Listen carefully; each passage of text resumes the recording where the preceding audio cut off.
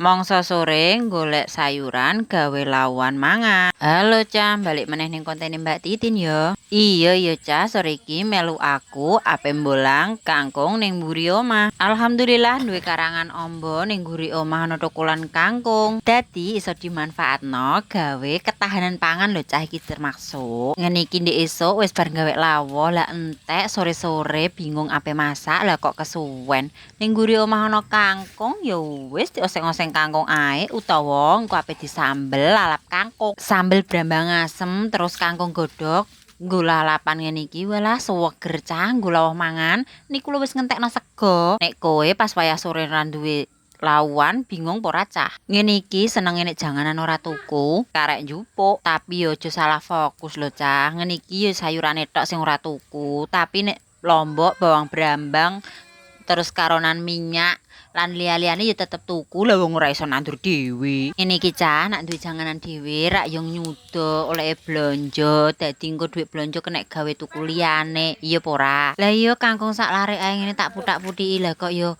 ora krasa oleh sak gendelan ngene Cah, iki engko wis kena tak oseng-oseng yo. Kok ora watake ana sing komen, "Mbak, kangkung ngono kok yo mbok jipuk nggo masak." Lah gene Cah, lah kangkung ngene iki yo kangkung alami ora obatan lho. Delok wis sebongkok, wis wayahe mulai. Iki engko ape ndang gage tak puthiki.